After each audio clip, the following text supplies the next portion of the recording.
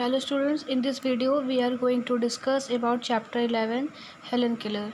ठीक है, इस चैप्टर में हम एक लड़की के बारे में पढ़ेंगे। हेलन किलर वो कौन थी, उनके बारे में जानते हैं। तो चैप्टर स्टार्ट करने से पहले सबसे पहले वो हम उसका अब पढ़ते हैं। It takes a great deal of courage to overcome physical disabilities. There are many people in the world who, in spite of their disabilities, have become famous and successful overcoming their difficulties.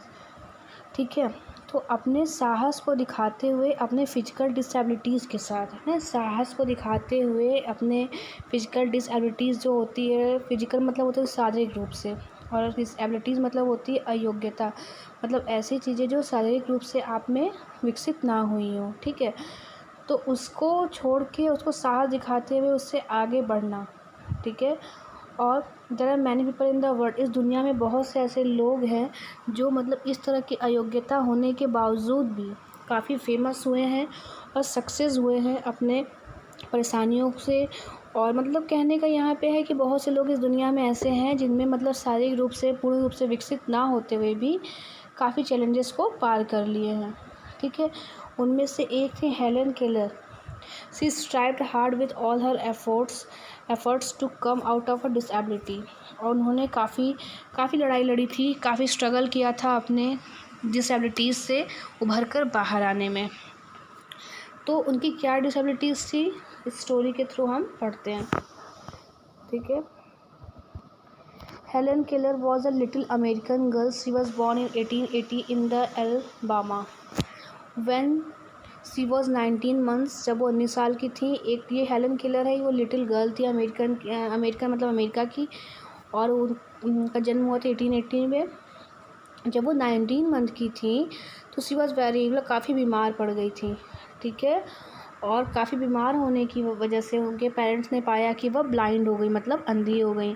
ठीक है, वह quite deaf मतलब पूरी से बहरी भी हो गई। ठीक, she could not learn to speak because she was not able to hear other people's voice. इसलिए वो बोलना भी नहीं सीख पाई क्योंकि वो लोगों की आवाज़ नहीं सुन सकती थी। और जब वो 5 ईयर्स की थी तो live in dark and silent world, मतलब कि उनको आँख से भी दिखना बंद हो गया था, सुनाई देना बंद हो गया था, और बोलना भी बंद हो गया था। ठीक है, she was unable to feel with her hand, मतलब कि वो सिर्फ क्या करती थी, लोगों के हाथों को फील कर सकती थी। ठीक है, और ये देखिए, for 5 years that little girl lived in dark and silent world, मतलब कि वह अंधी भी हो चुकी थी और पूरी तरह से बहरी और गूंगी भी हो चुकी थी। लेकिन उनमें एक योग्यता थी कि she was able to feel with her hands, वह हैंड से चीज़ों को अपने हाथों चीज़ों को फील कर सकती थी। और she knew that other people move their lips to talk, और वो ये भी फील कर सकती थी कि लोग लिप्सिंग कर रहे हैं, मतलब लिप्स को मूव कर रहे हैं बोलने के लिए। सी मूव्ड हर लिप्स टू, तो इसी के अकॉर्डिंग वो अपना लिप्स भी मूव करती थी। But she did not know how to speak like other, लेकिन उसे ये नहीं पता था कि लोगों की तरह कैसे बात करते हैं। ठीक है, and it made her sad, इससे कि वो उदास हो जाती थी क्योंकि वह बोलना तो चाहती थी लेकिन बोल नहीं पाती थी। Often she cried and shouted with anger, और कभी कभी वो काफ़ी गुस्से से चिल्लाती थी और रोती थी। क्यों? क्योंकि वो कुछ भी बोल नहीं पाती थी, और कुछ भी लोगों को अपनी बात समझा नहीं पाती थी, और ना ही लोगों की बात अच्छे से समझ पाती थी। ठीक है, देखिए इस तरह से, जैसे ये है ना, इसी तरह से थी छोटी सी जो लड़की है यही। ठीक है, इसके बाद देखिए, Helen's father and mother did not know how to help the little girl. जो इनके फादर और मदर थे वो समझ नहीं पा रहे थे कि कैसे इसकी मदद की जाए। She was a clever child but how could they help her to learn. वो एक अच्छी चालाक लड़की थी ना, लेकिन वो यह नहीं समझ पा रहे थे कि इसको सिखाएं कैसे। She had to learn everything by feel and touch, क्योंकि उसे सब कुछ कैसे सिखाना था, फील करके, टच करके। तो उन्हें समझ में नहीं आ रहा था कि इसे सिखाएं कैसे। And then when Helen was about 6 years old, her father was told about a clever teacher called Anne Sullivan. तो और जब हेलन 6 ईयर्स की थी तो किसी ने उनको एक अच्छे टीचर के बारे में बताया था जिनका नाम एने सुलिवन था। लेडीज़ टीचर थी ये। She had learn how to teach blind and deaf children, मतलब कि इन्हें पढ़ाना, मतलब इन्हें अंधे को और बहरे या गूंगे बच्चों को पढ़ाना आता था क्योंकि उनकी लैंग्वेज ये समझ सकती थी। She taught them to spell words on their hands. ठीक है, and to understand what people are saying by touching their face and mouth when they spoke. उन्होंने क्या सिखाया था उसको, उन्होंने उसको सिखाया कि जब लोग लिपसिंग करते हैं तो वो उनके लिप्स को या फेस को टच करके फेस के एक्सप्रेशन से समझ सकती थी कि वे लोग क्या बोल रहे हैं, मतलब सामने वाला व्यक्ति क्या बोल रहा है। Miss Sullivan came to live with Kellers. At first, she could not make Helen understand. She took the little girl around the room and made her touch things. जब पहले दिन आई थी ये सुलिवन तो इनको समझ में नहीं आया था कि कैसे स्टार्ट करें, तो उन्होंने क्या किया, उस लिटिल गर्ल का हाथ पकड़ के उसको एक कमरे में ले गई और वो उनको चीज़ों को टच करवाई। She touch the chair, then she took Helen hands and spelled, एक मिनट, ये देखिए, उसके बाद वो क्या करती हैं, हेलेन का हाथ पकड़ के एक रूम में ले जाके चीज़ों को टच करवाती हैं। और जब सबसे पहले सी टच द चेयर, वो चेयर को टच करती हैं एक, ठीक है, and she took Helen's hand and spelled the letter of the word chair, और उसको हाथ से टच कराने के बाद चेयर की स्पेलिंग बोलती है, चेयर बोलती है इन द डीफ एंड डम लैंग्वेज, मतलब किस लैंग्वेज में, डीफ एंड डम लैंग्वेज में। देन सी टच टेबल, उसका वो टेबल को टच करती है और स्पेल इट्स लेटर को बताती है, मतलब TABLE टेबल ऐसे बोलती हैं। हेलेन्स के हैंड को टच भी करवाती है, मतलब कि उसको हाथ से टच करा रही थी और वो स्पेल भी कर रही थी गूंगे और बहरे लैंग्वेज, बहरे लोग को समझने वाले लैंग्वेज में, ठीक है। But Helen did not understand it, miss Sullivan was making words for her, लेकिन जो हेलेन थी वो नहीं समझ पा रही थी कि जो मिस सुलिवान है वो उसके लिए वर्ड्स बना रही हैं, उसको बोलना सिखा रही हैं। Then one day Miss Sullivan took her into the garden, एक दिन उसको गार्डन में लेके जाती हैं जहाँ पे कहाँ क्या था, कुआं था गार्डन में। Muslim put Helen's hand in the cold water, तो जो हेलेन जो मतलब उसकी टीचर रहती हैं वो उसके हैंड को कोल्ड वाटर में डालती हैं। Then spell the word water, उसके बाद वो वाटर स्पेलिंग करती हैं, ठीक है। और सडनली उसके बाद हेलेन समझ जाती है। Miss Sullivan was teaching her the name of this cold wet something on her hand, उसके बाद वो समझ जाती है कि जो सुलिवान है वो टीचर है उसकी, उसको सामान को चीज़ों को टच करके बोलना सिखा रही हैं। Helen spelled the word water again and laughed and cried with happiness, जो हेलेन थी वो दोबारा वाटर को स्पेल करती है अपनी लैंग्वेज में, उसके बाद वो खुश हो जाती है, रोने भी लगती है और हंसने भी लगती है, ठीक है। उसके बाद she ran to spell 30 words that day, उस दिन उसने, जिस दिन वो गार्डन गई थी उस दिन उसने 30 वर्ड्स सीखे थे बोलना, ठीक है। सम ऑफ द वर्ड्स कौन कौन से थे, mother, father, sister, teacher, door, baby, open, said, go, home. उनमें से 30 वर्ड्स में से कुछ वर्ड्स ये थे जिन्होंने सीखे थे बच्ची ने, हेलेन ने। After this Helen learn very quickly, उसके बाद हेलेन बहुत तेज़ी से सीखना शुरू करती थी। She learn many new words every day, वह हर दिन नए नए वर्ड सीख रही थी और वो क्वेश्चन पूछना भी शुरू कर चुकी थी। She was soon able to write and also to read from books specially made from blind people, और धीरे धीरे वो लिखना भी शुरू कर चुकी थी और वो बुक भी पढ़ लेती थी, ऐसी बुक जो सिर्फ ब्लाइंड लोगों को पढ़ने के लिए बनी होती हैं। जो ब्लाइंड लोगों के पढ़ने की जो बुक होती हैं वो बेटा ब्रेल लिपि में लिखी होती है। ब्रेल लिपि क्या होता है कि वो उबड़ी उबड़ी रहती हैं, ठीक है, मोटे मोटे अक्षरों में उबड़ी हुई रहती हैं। Then she was 9 years old, she learn to speak, जब वो 9 years की थी तो काफ़ी अच्छा बोलना शुरू कर चुकी थी। One day she spelled into Miss Sullivan's hand, how do blind girls know what to say with their mouth, can deaf children learn to speak, वो पूछती है क्या जो बहरे गूंगे होते हैं वो बच्चे भी बोल सकते हैं, please teach me to talk, मुझे बात करना है, बोलना भी सिखा दीजिए। और इस तरह से मिस सुलिवान उसकी हेल्प करती हैं, उसको बोलना सिखा देती हैं। Helen touch Miss Sullivan's face and mouth when Miss Sullivan spoke, और जब भी उसकी टीचर बोलती थी तो हेलेन उनके माउथ को टच करती थी। Then she touch her own face and mouth, उसके बाद वह अपने ओन माउथ को, मतलब अपने फेस को, माउथ को टच करती थी और उसी तरह सेम वर्ड वो स्पेल करती थी। It was very hard work, ये बहुत ही हार्ड वर्क था, but at last she learn how to talk like other people, लेकिन वो बहुत जल्दी सीख गई थी कि कैसे बात किया जाता है। She was brave and clever girl, वह काफ़ी बहादुर और चालाक लड़की थी। When she was 16 years old Helen knew how to speak 5 languages, जब वह 5 years की थी, 16 years की थी तो उन्हें 5 लैंग्वेज बोलना आ गया था। और व्हेन सी वॉज 20, और जब वो 20 years की थी तो वो कॉलेज गई थी। After graduating at the age of 24 की एज में ग्रेजुएट पूरा करने के बाद she become a lecturer and writer and raised money for the blind and deaf. उसके बाद वो क्या बन गई थी? कॉलेज के बाद वो लेक्चरर बन गई थी, राइटर बन गई थी और पैसे कलेक्ट करने लगी थी। किनके लिए? डीफ एंड ब्लाइंड लोगों के लिए। 1968 में उनकी डेथ हो गई थी एट द एज ऑफ 88। ठीक है। She was written many book, उन्हें बहुत से बुक लिखे हैं। One day you must read her autobiography called the story of my life. एक दिन आप उनकी ऑटोबायोग्राफी भी देखेंगे। ऑटोबायोग्राफी मतलब होता है आत्मकथा, जो कोई व्यक्ति अपने बारे में स्वयं लिखता है। ठीक है। जिनकी ऑटोबायोग्राफी थी the story of my life, उसी से ये पोयम ली गई है, मतलब ये स्टोरी ली गई है। ठीक है। तो ये चैप्टर यहाँ पे कंप्लीट है। इसके बाद हम लोग यहाँ वर्ड मीनिंग देखते हैं। Deaf, one who can not here, बहरा जो सुन नहीं सकता। साइलेंट मतलब होता है काम एंड क्वाइट मतलब शांत। ऑफन मतलब होता है रेगुलरली मतलब प्राय। डीफ एंड डम लैंग्वेज मतलब होता है ऐसे लैंग्वेज जो साइन लैंग्वेज में साइन के थ्रू बोली जाती हो। ठीक है। और स्पेशली मतलब पार्टिकुलरली। ब्रेव मतलब होता है करेजियस, बोल्ड मतलब बहादुर। लेक्चरर मतलब होता है कि जो ऐसे टीचर जो कॉलेज वगैरह में, बड़े बड़े कॉलेज में पढ़ाते हैं। रेस्ट मतलब होता है गैदर करना, इकट्ठा करना। ठीक है। यहाँ पे है find the point of the word given the bracket. इसके अपोजिट लिखना है। I don't like to sit in a place. यहाँ पे क्या लिखा था ब्रैकेट में? क्लीन। क्लीन का अपोजिट क्या होता है? Dirty. Everyone who is blank here should listen carefully. Absent का प्रेजेंट हो गया। The man was a blank and did not go to save his brother. Brave का अपोजिट कवर्ड होता है। The boy is very interesting as he can solve all the problem. Dull का interesting होता है। A new students came to my class who is very full. यहाँ clever दिया था इसलिए फुल हो गया। I have never meet such a person who is so dishonest. Honest का dishonest. They came to our place with the hope we would advantage them. Harm का advantage.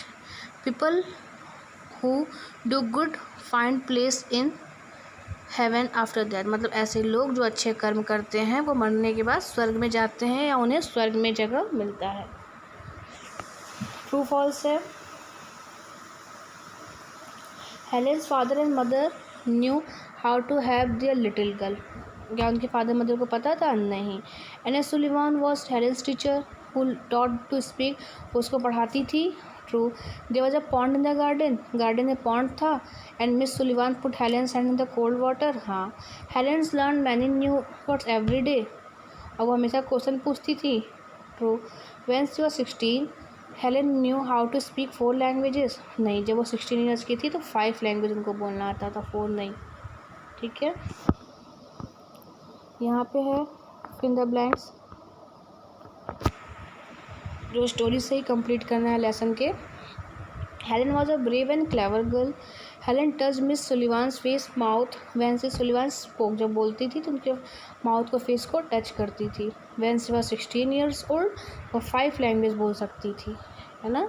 हेलेन्स father was told about Miss Sullivan's when Helen was nearly 6 years old, जब वो 6 years की थी तब उन्हें उसके teacher के बारे में पता चला था। For 5 years the little girl lived in a dark and silent world. 5 सालों तक वह एकदम डार्क एंड साइलेंट वर्ल्ड में रह रही थी। कहने का मतलब है डार्क मतलब अंधेरा, मतलब अंधी हो चुकी थी। साइलेंट मतलब गूंगी और बहरी। आफ्टर यहाँ पे पुट टिक मार्क है। तो after her illness Helen's parents found that she had become blind, हो गई थी। The little girl lived in silent world for कितने सालों तक थी वो? 5 years तक। ठीक। Helen often shouted and cried due to anger. किस लिए चिल्लाती थी? गुस्सा होती थी वो, गुस्से में, क्योंकि वो बोल नहीं पाती थी। Ann Sullivan had learn how to teach blind and deaf children. Ann Sullivan जो थी उन्होंने सीखा था कि कैसे बच्चों को, जो बहरे और अंधे बच्चे होते हैं, उन्हें कैसे पढ़ाया जाए। ठीक है। In the beginning Miss Sullivan was unable to make Helen understand. Starting में तो मिस सुलिवान जिसकी टीचर थी उनको भी प्रॉब्लम हो रही थी कि वो हेलेन को कैसे पढ़ाएं। ठीक है। आगे देखिए, यहाँ पे ग्रामर पोर्शन स्टार्ट हो चुका है आपका। तो यहाँ पे हम फॉर एंड सिंस का यूज़ पढ़ेंगे। We often use for and since when talking about time. For plus period, हम हमेशा फॉर एंड सिंस का यूज़ कब करते हैं? जब हम समय के बारे में बात करते हैं। अब period is a duration of time, like कब कब यूज़ करते हैं फॉर का? जैसे कि for 2 hours, for a long time, for 3 months, for 5 years, for means from the beginning of the period until the end of the period. For का मतलब होता है कि कोई समय शुरू, मतलब फॉर में हम किसी भी चीज़ों को शुरुआत से अंत तक की बातें करते हैं। और since plus point of time, a point is a precise moment in time. और सिंस में हम मतलब सिंस का यूज़ कहाँ करते हैं, जहाँ हमें टाइम को पॉइंट आउट करना होता है, ठीक है। तो यहाँ पे एग्जांपल है, he had been here since 9 AM, और 9 बजे से यहाँ पे है। हम एग्जैक्ट टाइम देखिए यहाँ बता रहे हैं। He has been working since he arrived. I had lived in New York since my childhood, मैं अपने बचपन से ही न्यूयॉर्क में रहा हूँ। She has been working in this office since June 2010, जून 2010 से वो इस ऑफिस में काम कर रहे हैं। तो सिंस मीन्स होता है from a point of time in the past until now, past से स्टार्ट होकर अभी तक चल रहा होता है।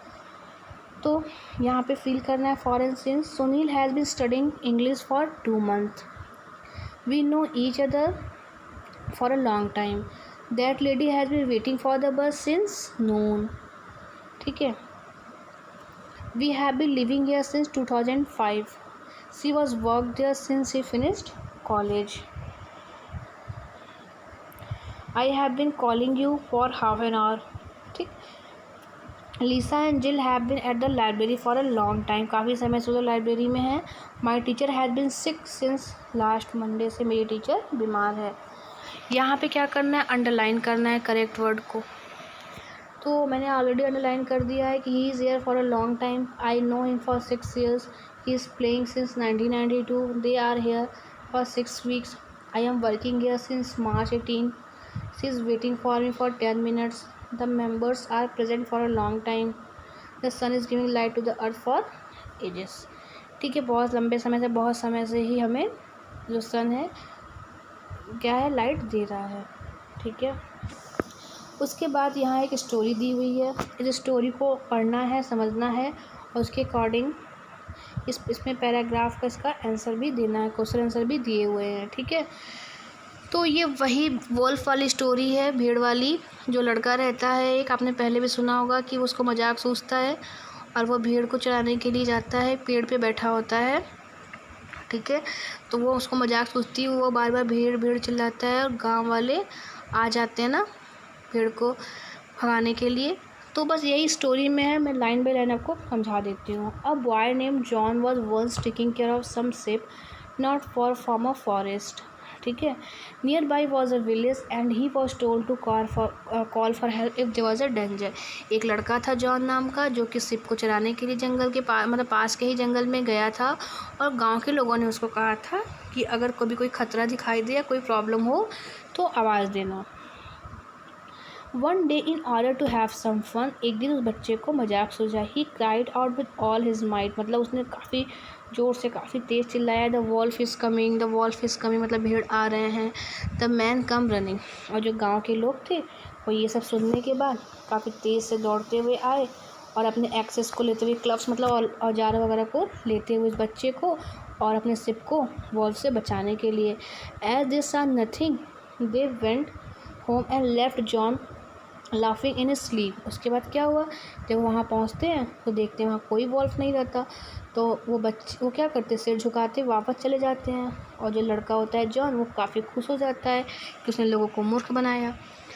As he had so much fun this time John cried out, मतलब ऐसा करके जब उसको एक बार बहुत मज़ा आता है, वो नेक्स्ट डे जब जाता है शिप को लेके जंगल में, फिर वो ऐसे ही चिल्लाता है द वॉल्फ चिल्लाता है। तो वैसे फिर से गांव के लोग उसकी सेफ्टी के लिए आ जाते हैं, लेकिन फिर जब लोग वहाँ पहुँचते हैं तो देखते हैं कि वहाँ कोई भी वॉल्फ नहीं होता है, बच्चा फिर से मजाक किया होता है।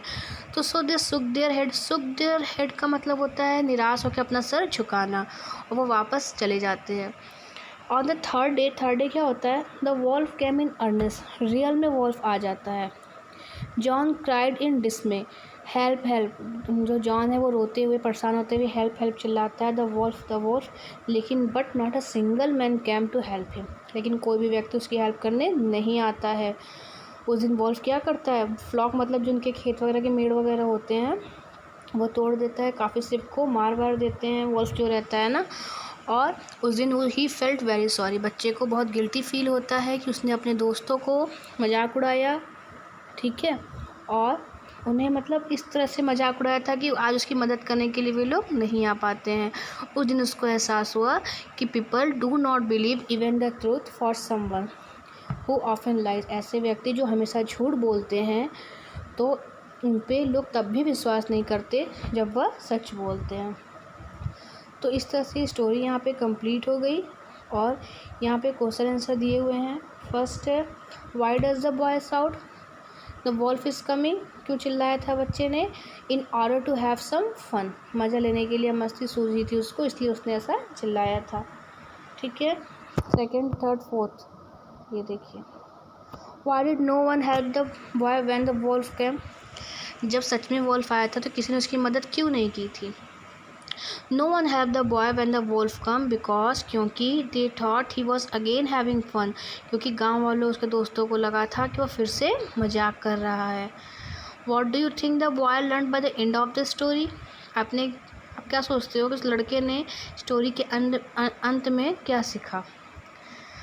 उसने सीखा कि people do not believe even the truth from someone who often lies. ऐसे व्यक्ति जो प्रायः झूठ बोलते हैं, लोग उन पर तब भी भरोसा नहीं करते जब वह सच बोलते हैं। लास्ट है, what do the people's action tell you about how they field about wolves. जो लोग थे गांव के वे लोग वोल्फ के बारे में कैसा फील कर रहे थे? They felt very sad after losing many ship. मतलब कि इतने सारे शिप को मर जाने के बाद गाँव वाले लोगों को बहुत दुख हो रहा था। ठीक है, तो बस ये चैप्टर यहाँ पे एक्सरसाइज के साथ कंप्लीट हो गया। ओके।